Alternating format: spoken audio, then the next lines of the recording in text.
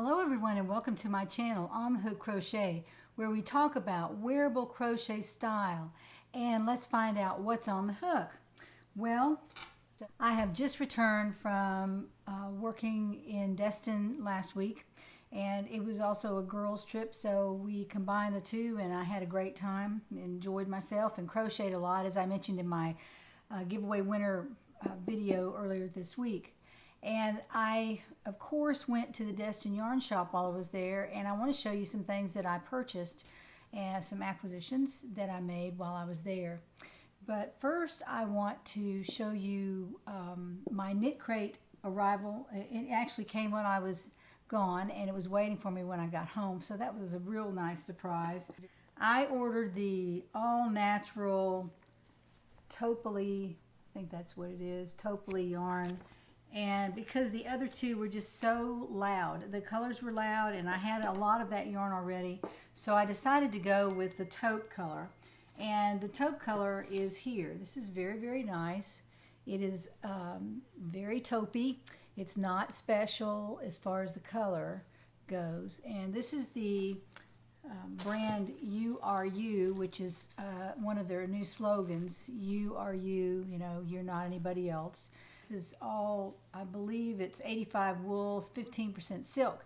So it is very soft, and it's a DK weight. So I like it. There's 300 yards on the hank. There are 2 hanks, so I have 600 yards of this.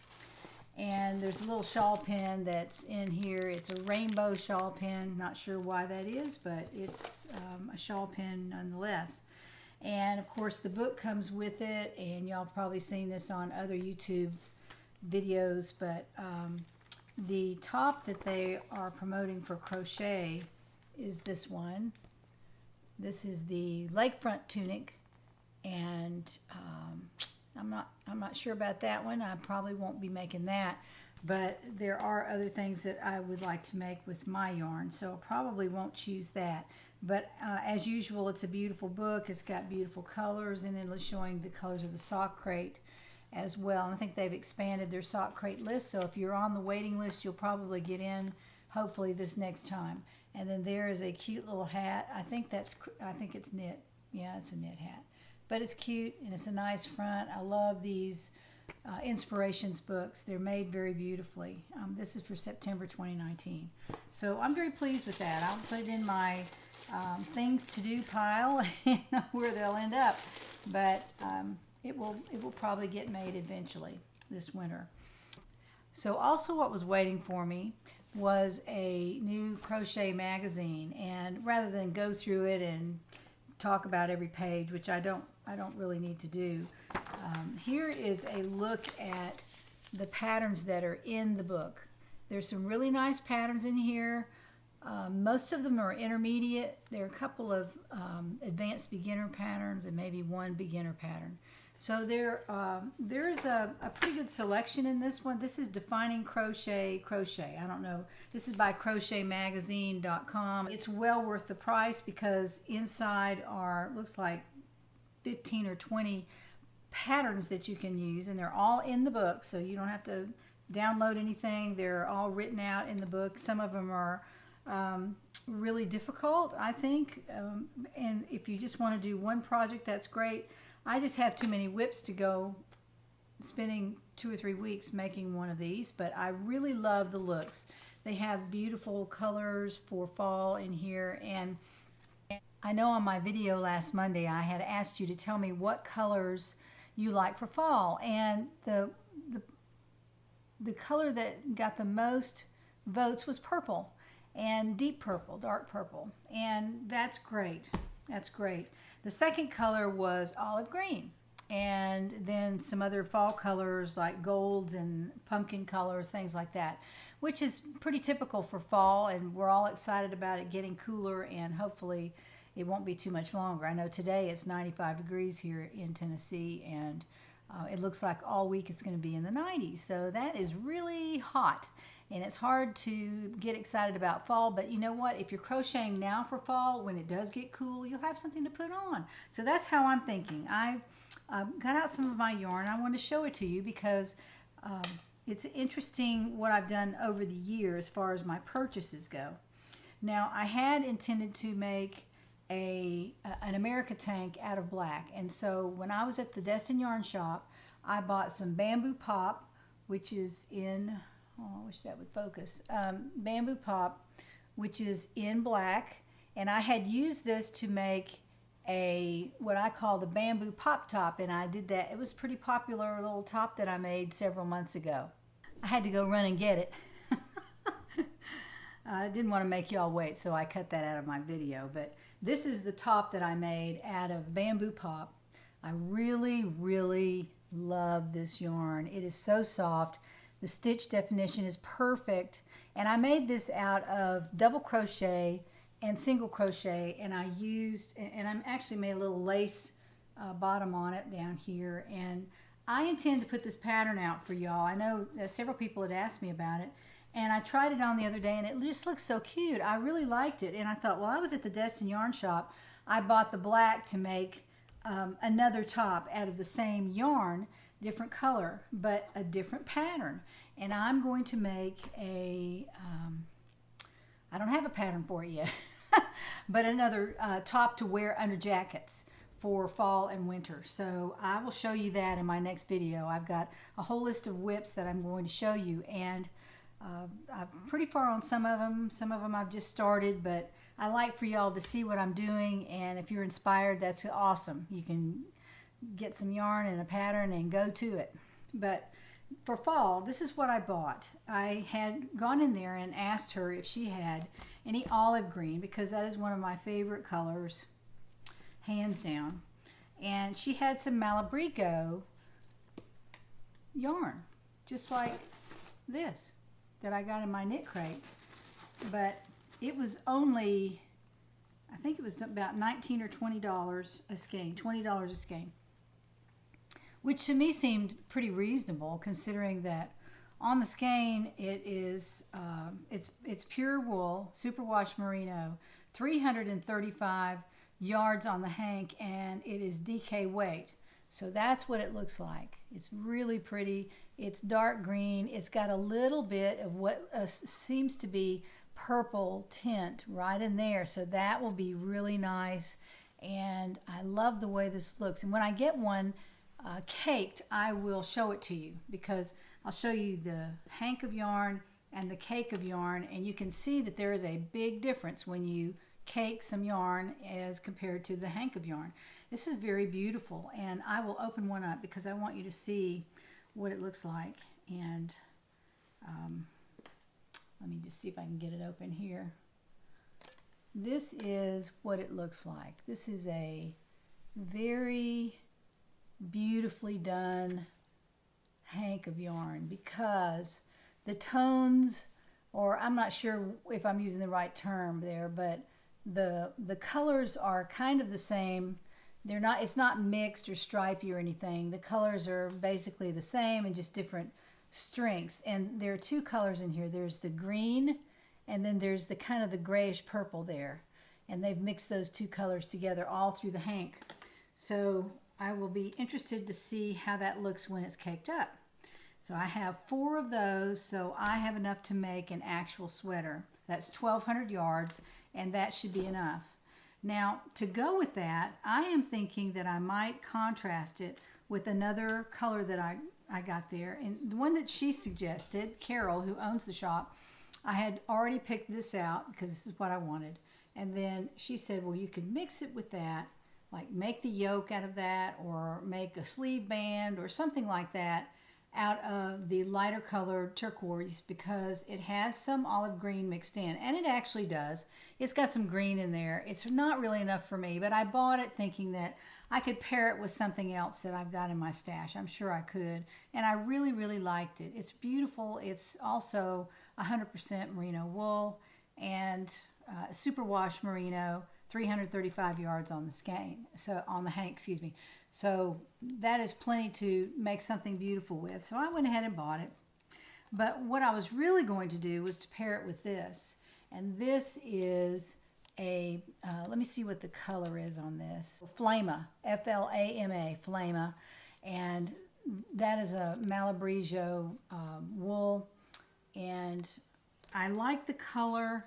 I like the color with that. Thinking of maybe a yoke out of this and a sweater out of that.